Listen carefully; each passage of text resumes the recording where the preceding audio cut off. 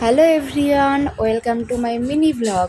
আজ যে সকাল সকাল আমি রেডি হয়ে চলে গিয়েছিলাম আমার দুই বান্ধবীর সাথে নৈহাটিতে বড়মার পুজো দিতে।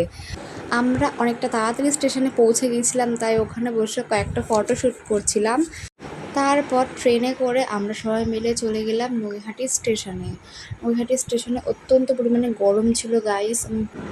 তারপর আমরা ওখান থেকে বেরিয়ে ডালা কিনে সোজাসুজি চলে গেলাম বড়মার মন্দিরে। ওখানটাতে গিয়ে দেখলাম প্রচুর পরিমাণে দোকান বসেছে আর এরা সবাই ফটোশ্যুট করতে ব্যস্ত হয়ে পড়েছিল। তারপর আমিও কয়েকটা ফটোশ্যুট করে নিলাম। তারপর আমরা গিয়ে দাঁড়ালাম লাইন পুরো শেষ মাথায় গিয়ে দাঁড়িয়েছিলাম আমরা। অনেক পরিমাণে ভিড় ছিল আর এখানে খুব সুন্দর সুন্দর ব্যাগ বিক্রি হচ্ছিল।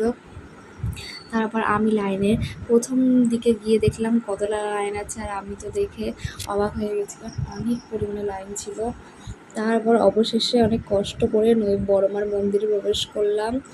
প্রবেশ করতেই দেখি সেখানেও অনেক ভিড়, অনেক লাইন হয়ে গেছে। অবশেষে সব ভিড় অতিক্রম করে আমরা বড়মার মূল মন্দিরে প্রবেশ করলাম। সেখানেও অনেক লোকজন ছিল। মন্দিরটা ভীষণ সুন্দর ছিল, ভীষণ শান্তি ছিল মন্দিরে, ভীষণ জাগ্রত ছিল ঠাকুরটা। তারপর আমি আমার পুজোর ডালাটা পুরোহিতের কাছে দিলাম। পুরোহিত সেখান থেকে প্রয়োজনীয় ফুল বেলপাতা সব নিয়ে নিলেন এবং আমাকে আমার ডালাটা ফিরিয়ে দিলেন। তারপর আমি মন্দির থেকে বাইরে বেরিয়ে গেলাম। বাইরে অত্যন্ত পরিমাণে গরম ছিল গাইস। তারপর সেখান থেকে আমরা সোজাসুজি হেঁটে চলে গেলাম গঙ্গার ঘাটে।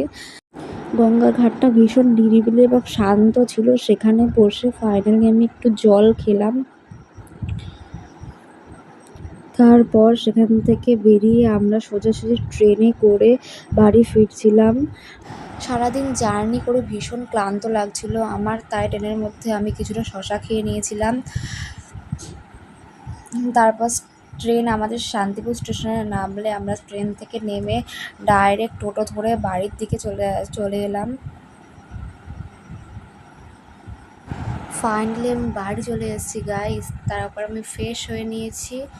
তো এখানেই আমি আমার ব্লগটা শেষ করছি। তোমাদের কেমন লাগছে আমাকে অবশ্যই জানিও। Tata, bye bye.